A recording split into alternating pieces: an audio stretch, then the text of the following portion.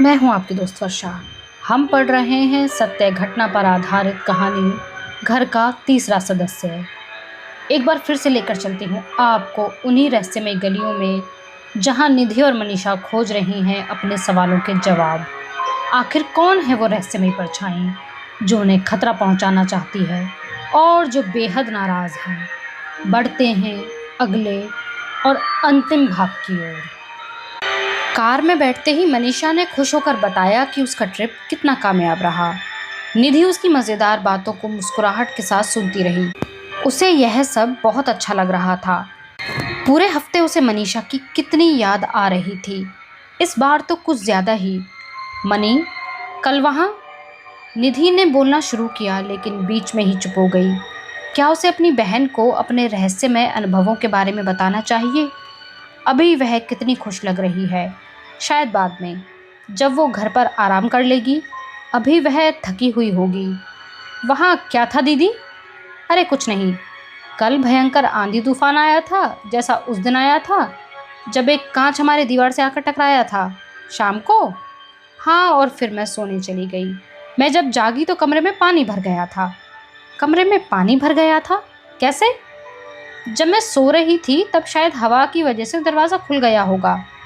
तुम दरवाज़ा लॉक किए बिना ही सो गई थी, वह भी जब तुम अकेली थी।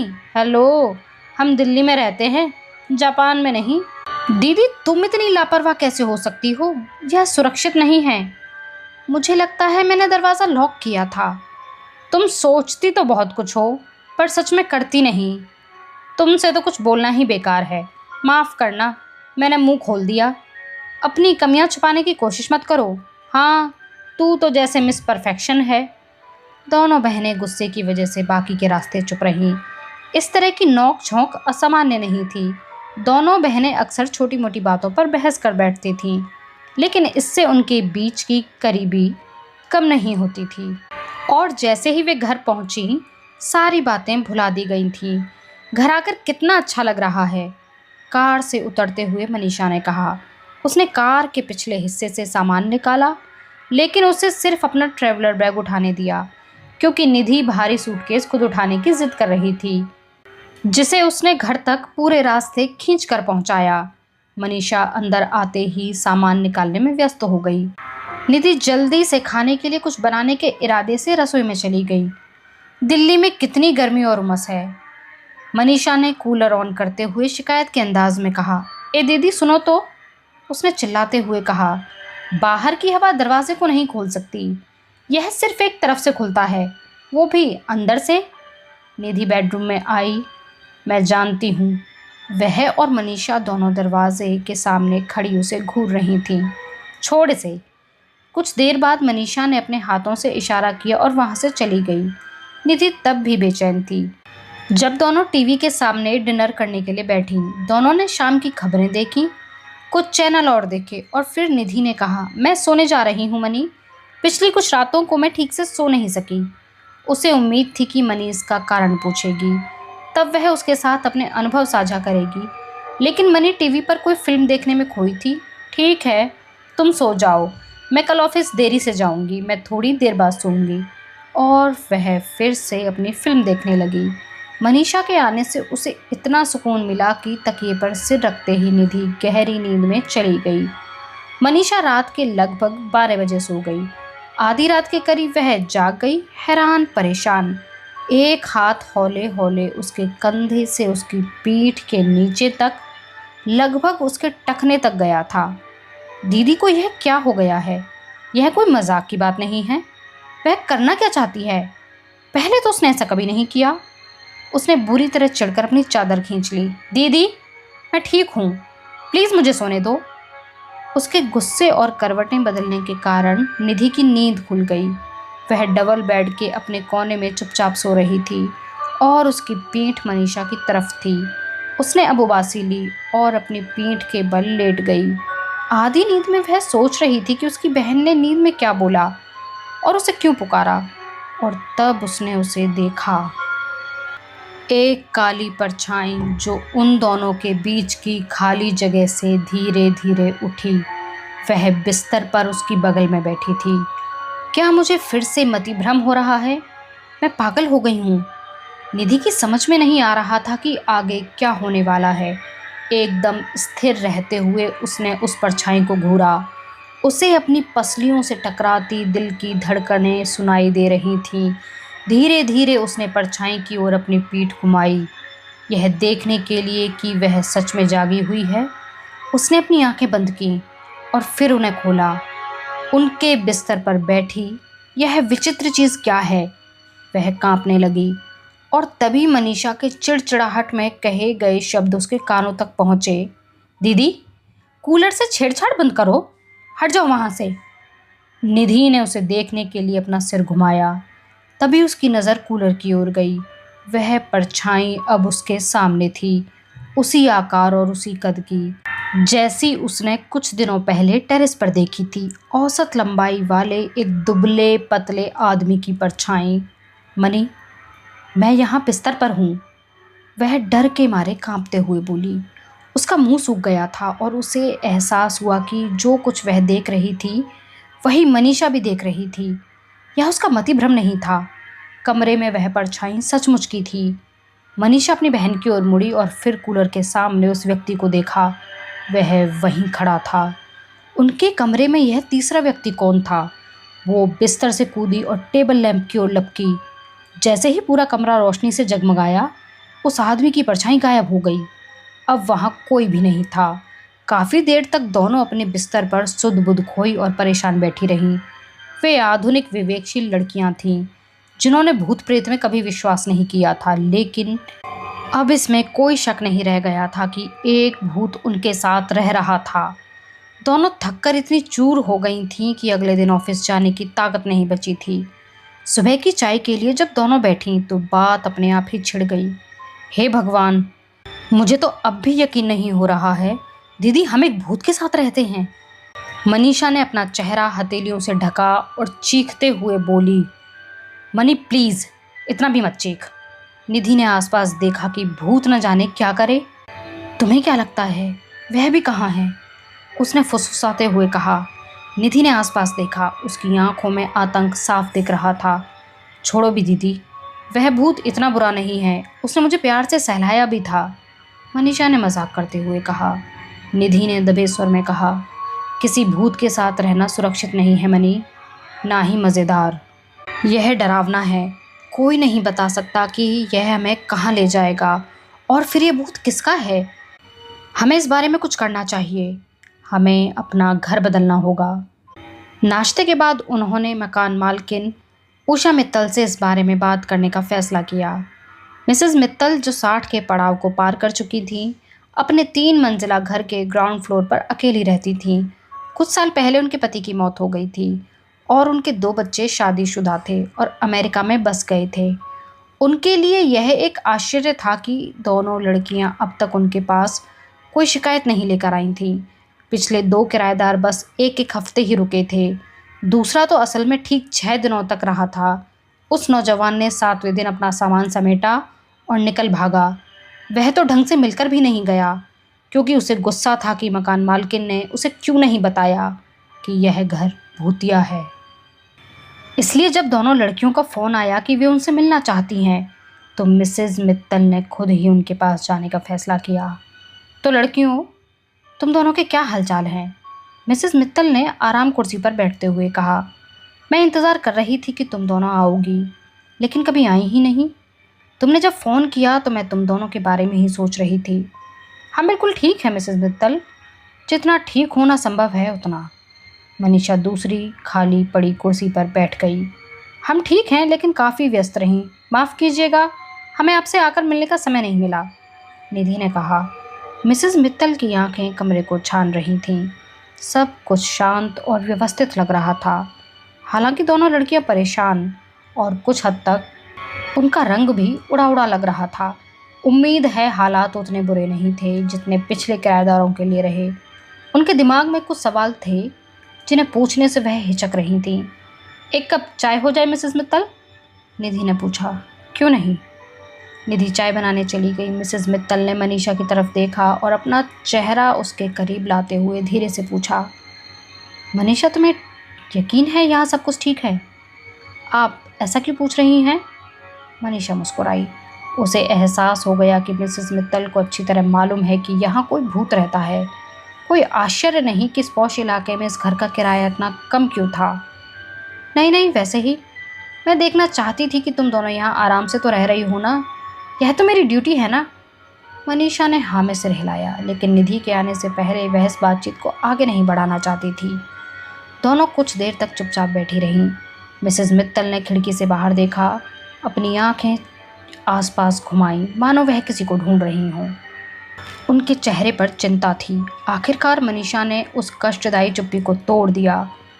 सब कुछ ठीक है सिवाय इसके कि कुछ समय से विचित्र घटनाएं हो रही हैं। वह सीधे मिसेस मित्तल की आंखों में झांक रही थी ताकि उनकी प्रतिक्रिया देख सके। उसने गौर किया कि उनकी आंखें आशंका से पहले ही फटी की फटी रह गई थीं। कैसी घटना है? मिसेस मित्तल ने ठंडे पड़ते उत्साह के साथ पूछा। तभी निधि 3 कप गर्मा-गर्म चाय लेकर आ गई। अपनी मेहमान और मनीषा को चाय देने के बाद उसने अपना कप उठाया और दीवान पर पैर मोड़कर बैठ गई। कमरे में केवल 2 ही कुर्सियां थीं। निधि ने उनकी बातचीत सुन ली थी। उसने अब हल्के फुल्के अंदाज में कहा, आप जानती हैं मिसेस मित्तल, कुछ दिनों पहले एक अनजान जीव उस कुर्सी पर बैठा था जिस पर आप अभी बैठी हैं। क्या? मिसेस मित्तल डर से उछल पड़ी और चाय छलक कर उनकी साड़ी पर गिर गई। मनीषा उनके लिए नैपकिन लेने भागी। आप इतना क्यों डर गई मिसेस मित्तल? मैंने यह तो नहीं कहा कि वो विचित्र जीव एक भूत था। मनीषा ने अपनी हंसी दबाई। क्या आपको ऐसे किसी के होने की संभावना लगती है? मिसेस मित्तल धीरे धीरे कुर्सी पर बैठ गई। इसमें कोई शक नहीं कि वह बुरी तरह डर गई थीं, लेकिन भूत का नाम सुनते ही वह भागी नहीं, जैसी लड़कियों ने उम्मीद की थी। तीनों महिलाएं चुपचाप कुछ देर तक चाय पीती रहीं।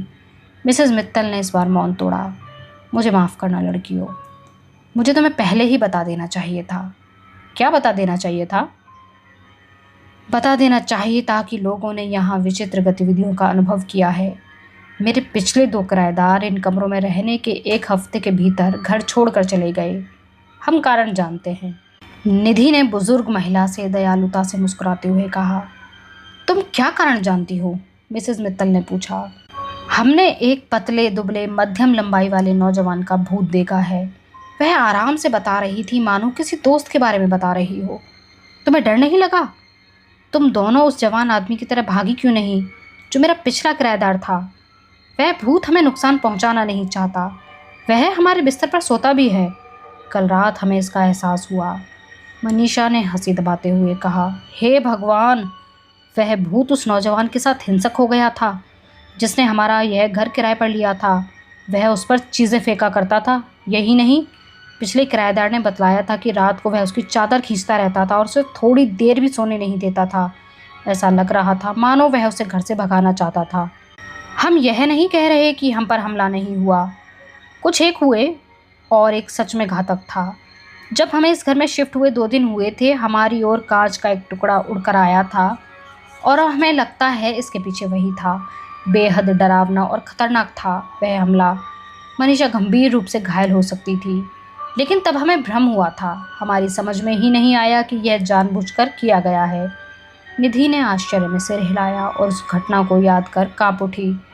और फिर उसने खौलते पानी वाली केटल को जानबूझकर नीचे फेंक दिया, जिससे मेरे पैर बुरी तरह जल सकते थे।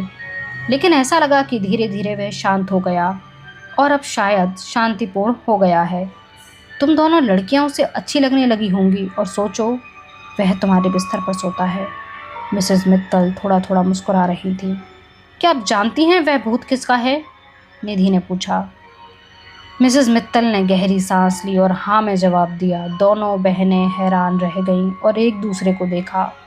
मिसेस मित्तल ने चाय का आखिरी घूंट पिया। अपना खाली कप टेबल पर रखते हुए उन्होंने दोनों हाथ ढीले ढीले अंदाज में अपनी गोद में रख लिए। उनकी आंखें बहुत दूर देख रही थीं। बेटा, पिछले साल मैंने इस घर को किराए पर देने के लिए अखबार में इश्तिहार दिया था। उसी शाम एक युवक मेरे पास आया, जैसा कि तुमने कहा, पतला दुबला मध्यम लंबाई वाला और दिखने में खूबसूरत। उसे इस घर में रहने की काफ़ी इच्छा थी। उसकी शादी होने वाली थी और अपनी पत्नी की शादी के बाद शोर से इस दूर शांत कॉलोनी में लेकर आना चाहता था। उसने कहा कि उसे मेरे घर से प्यार हो गया है। मिसेस मित्तल ने आंख बंद की और निराशा में सिर हिलाने लगी। कुछ देर की चुप्पी के बाद उन्होंने कहा, पूरे आधे घंटे तक हम किराए को लेकर मोल भाव करते रहे। फिर उसने कहा कि मैं जितना कह रही थी उतना दे पाना उसके लिए संभव नहीं है, लेकिन शुरुआती कुछ महीने उसने मुझसे कम किराए पर राज़ी होने की गुजारिश की। उसने कहा कि उसका वेतन कुछ महीने बाद बढ़ जाएगा, जिसके बाद मैं जितना कह रही हूँ वह उतना किराया ज़रूर दे पाएगा। मुझे उसकी बातें सच्ची लगी और आखिर में उसने जितना कहा मैं उस पर तैयार हो गई, उतना ही जितना तुम अभी दे रही हो। असल में उसके बाद से मैंने किराया बढ़ाया ही नहीं। मिसेस मित्तल उदास थी। उन्होंने टेरेस की ओर देखा और गहरी आह भरी। उसके बाद से मतलब किसके बाद से? मनीषा ने धीरे से पूछा। उस दुर्घटना के बाद से। उसे इस घर में आए अभी एक हफ्ता ही हुआ था, वह हफ्ता जिसमें उसने अपनी दुल्हन के लिए खरीदारी की और घर को सजाया, और फिर तबाही मच गई।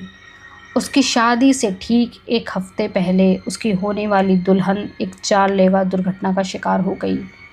एक बार फिर मिसेस मित्तल ने आह भरी और इस तरह अपनी आंखें बंद कर ली मानो वह दुर्घटना उनकी आंखों के सामने घट रही हो। कैसे? निधि ने फुसफुसाते हुए कहा। मुझे लगता है वह अपने ऑफिस जा रही थी, तभी एक बस ने उसके दोपहिया वाहन को टक्कर मार दी। फिर क्या हुआ? मनीषा ने चिंता के साथ पूछा। उस शाम लगभग 5 बजे जब वह नौजवान घर आया तो मैं किसी पार्टी में बाहर गई हुई थी। हमारी मुलाकात गेट पर हुई। मैंने उसके अस्त व्यस्त कपड़ों को देखा। उसका चेहरा सफ़ेद पड़ चुका था, उस पर घोर निराशा थी। उसकी आंखें सूजकर लाल हो गई थीं।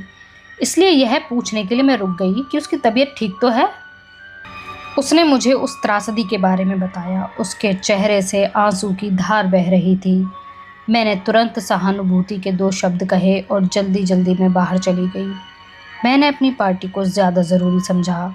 हालांकि उसने मुझे जिस उम्मीद के साथ देखा था उससे मैं समझ गई थी कि उसकी इच्छा यह थी कि मैं अकेली उसके साथ रहूं। मैंने उसे उसकी बदकिस्मती से जूझने के लिए अकेला छोड़ दिया। हताशा में वह आह भर रही थी। उसे छोड़कर चले जाना बहुत बड़ी गलती थी। यह मेरी घोर असंवेदनशीलता थी। मुझे उसके साथ रहना चाहिए था। कुछ साल पहले बेचारे ने एक दुर्घटना में अपने माँ बाप को खो दिया था और अब एक भयंकर त्रासदी ने उसके जीवन को तबाह कर दिया था। उसे किसी के साथ की ज़रूरत थी और सहानुभूति से उसकी बात सुनने वाले की। यह कितने दुख की बात है, निधि ने कहा। हाँ, दुख की बात थी, लेकिन हालात इससे भी कहीं बुरे हो गए। 2 घंटे बाद जब मैं घर लौटी तो बाहर भारी भीड़ इकट्ठा थी। गेट पर पुलिस की कुछ गाड़ियां खड़ी थीं और पुलिस वाले जल्दबाजी में इधर उधर भाग रहे थे। मैं डर और आशंका से सहम गई। मेरा दिल कचोटने लगा और पैर कांपने लगे। क्या हुआ? मैंने एक पुलिस वाले से पूछा। टॉप फ्लोर पर रहने वाले एक नौजवान ने इस घर की टेरेस से छलांग लगाकर खुदकुशी कर ली है, उसने कहा। मेरी सांस जोर जोर से चलने लगी। तभी मैंने देखा कि उसका शव सफ़ेद चादर में लिपटा हुआ स्ट्रेचर पर पड़ा है। चादर पर हर तरफ खून के ताज़ा धब्बे थे। मुझे घुटन महसूस हो रही थी और फिर मैं बेहोश हो गई। कभी नहीं सोचा था कि मेरे घर में ऐसा हो सकता है। मिसेस मित्तल ने अपना सर नीचे कर लिया। वह लगभग रोने ही वाली थी। कितना कितना अफसोसजनक है, मनीषा ने दुखी होते हुए कहा। मुझे माफ़ कर देना रमित, मैं बहुत शर्मिंदा हूँ। प्लीज़ मुझे माफ़ कर दो। बुजुर्ग महिला के गालों से आंसुओं की धारा खुलकर बह रही थी। मैं तुम्हारी जान बचा लेती अगर मुझे पता होता। क्या उसका नाम रमित था? मिसेस मित्तल ने धीरे से हाँ में सिर हिलाया। कमरे में अब दर्दनाक सन्नाटा था। उषा मित्तल की सिसकियाँ धीरे धीरे बंद हो गईं।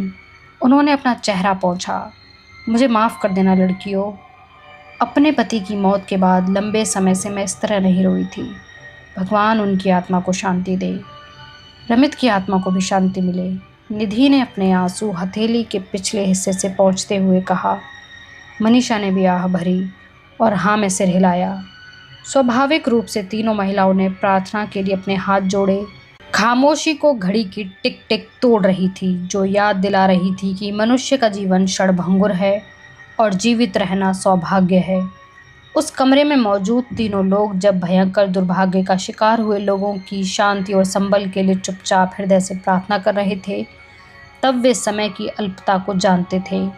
उन्होंने रमित की व्याकुल आत्मा की शाश्वत शांति के लिए मन से प्रार्थना की। निधि और मनीषा उस घर में 4 वर्षों तक रहीं और फिर उन्हें कभी किसी विचित्र मौजूदगी का एहसास नहीं हुआ। उस आत्मा को आखिरकार शांति मिल गई, क्योंकि किसी ने उस भटकती आत्मा के लिए पूरे मन से प्रार्थना की थी। उस आत्मा की बस इतनी ही इच्छा थी।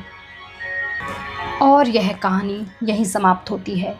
मिलते हैं हम एक और रहस्यमय कहानी के साथ आपको अगली वीडियो में। आप हमें कमेंट बॉक्स में ज़रूर यह बताएं कि आपको यह कहानी कैसी लगी।